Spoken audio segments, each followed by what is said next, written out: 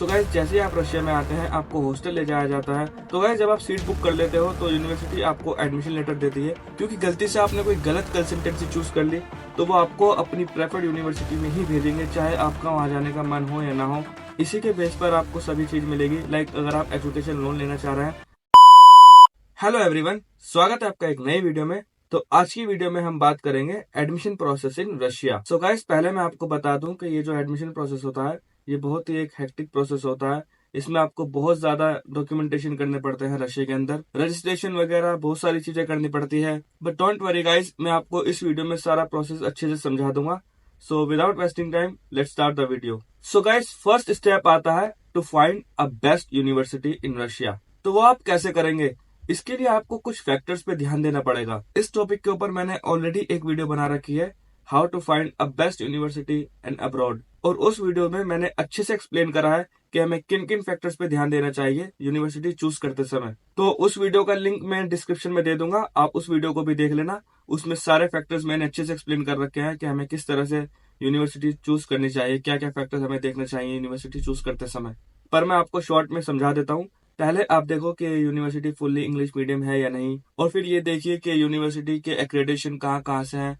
Like university NMC approve है या नहीं, डब्ल्यूएचओ अप्रूव है या नहीं, जीएमसी अप्रूव है या नहीं। ऐसे बहुत सारे फैक्टर्स होते हैं जो मैंने पिछली वीडियो में बहुत अच्छे से एक्सप्लेन कर रखा है। तो आप यूनिवर्सिटी चूज करने से पहले आप उस वीडियो को एक बार जरूर देखना, उसमें मैंने बहुत अच्छे से एक्सप्लेन कर रखा है कि हमें किन किन फैक्टर्स पर ध्यान देना चाहिए यूनिवर्सिटी चूज करते समय। फिर आप उस यूनिवर्सिटी की वर्ल्ड रैंकिंग देखिए कि उसकी वर्ल्ड रैंकिंग कितनी है, और फिर ये देखिए कि आप जो पर्टिकुलर डिजायर फीचर्स आप चाहते हो वो उस यूनिवर्सिटी में है या नहीं। और अगर आपको नहीं समझ में आ रहा कि क्या क्राइटेरिया देखकर आपको यूनिवर्सिटी चूज करनी चाहिए, तो मैं यहाँ पर स्क्रीन पे डाल दूंगा, आप वीडियो को पॉज करके देख सकते हैं सारे क्राइटेरिया। और अगर आपको फिर भी कुछ नहीं समझ आ रहा है तो आप बिल्कुल मुझसे पूछ सकते हैं कमेंट करके। सो गाइस सेकंड प्रोसेस आता है, you need to hire someone for your admission process. ये कोई भी हो सकता है, ये कोई कंसल्टेंसी हो सकती है या कोई सीनियर हो सकता है जो यहाँ पर ऑलरेडी पढ़ाई कर रहा है। सो गाइस आपने यूनिवर्सिटी तो चूज कर ली, पर आप यूनिवर्सिटी में एनरोल कैसे करोगे, एडमिशन प्रोसेस स्टार्ट कैसे करोगे, और बहुत सारे प्रोसेस होते हैं, वो सब आप कैसे करोगे। इसलिए आपको कोई पर्सन हायर करना पड़ता है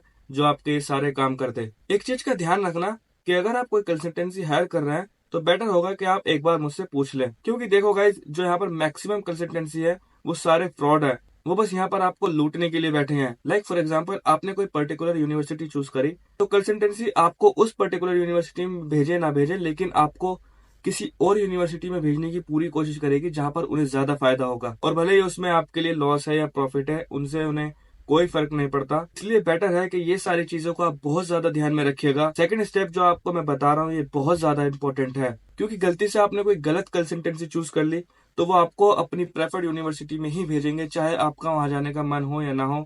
वो आपको किसी न किसी तरह कन्विंस कर ही लेंगे। फिर वहां जाने के बाद जो भी लॉस होगा वो सिर्फ आपका होगा, टाइम मनी सारी चीजों का लॉस सिर्फ आपका होगा। सो गाइज थर्ड प्रोसेस आता है सीट बुकिंग। तो इसमें होता क्या है, जब आप कोई पर्सन हायर कर लेते हैं तो आप उनसे कहते हैं कि आपके लिए सीट बुक कर दें।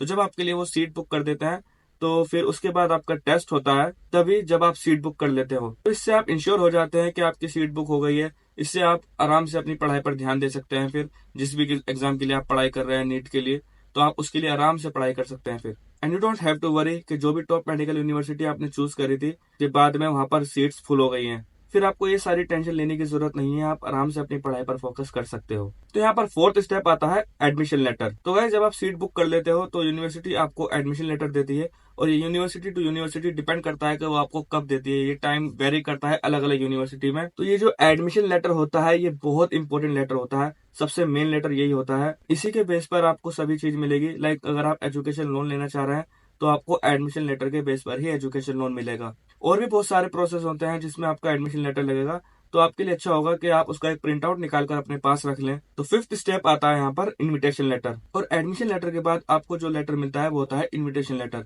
और ये लेटर भी बहुत ज्यादा इंपॉर्टेंट होता है। इसी के बेस पर आपका वीजा वगैरह लगता है, और ये यूनिवर्सिटी आपको तब देती है जब यूनिवर्सिटी को आपको बुलाना होता है। लाइक डॉक्यूमेंटेशन पे साइन वगैरह कराने होते हैं या फिर यहाँ पर क्लासेस शुरू होती हैं, तो यूनिवर्सिटी आपको ये तभी प्रोवाइड करती है जब यूनिवर्सिटी को आपको बुलाना होता है। और सिक्स्थ स्टेप आता है वीजा। तो जैसे ही आपका इनविटेशन लेटर आता है उसके बाद ही आपका वीजा बनाया जाता है। बिना इनविटेशन लेटर के आपका वीजा नहीं बन सकता। और गाइज 7th स्टेप आता है डिपार्चर डेट। तो गाइज अब आप अपना वीजा लगने के लिए दे देते हो और आपको आइडिया लग जाता है कि आपका वीजा लगकर आपका पासपोर्ट पर कब तक आ जाएगा। तो फिर उस हिसाब से आप अपनी टिकट जो है बुक कर सकते हैं, या फिर आप ये देख सकते हैं कि आपका कोई ग्रुप यूनिवर्सिटी का वो जा रहा है, आप उनके साथ टिकट बुक कर सकते हैं, या फिर आपने कोई पर्सन हायर करा है तो वो आपके लिए ये काम कर सकता है। तो अब 8th स्टेप आता है अराइवल। सो गाइस जैसे ही आप रशिया में आते हैं आपको हॉस्टल ले जाया जाता है, आपको हॉस्टल में रूम अलॉट कराया जाता है और खाना वगैरह जो भी फैसिलिटीज होती है वो सभी आपको प्रोवाइड करी जाती है एंड आपको सारे यहाँ के रूल रेगुलेशन बताए जाते हैं।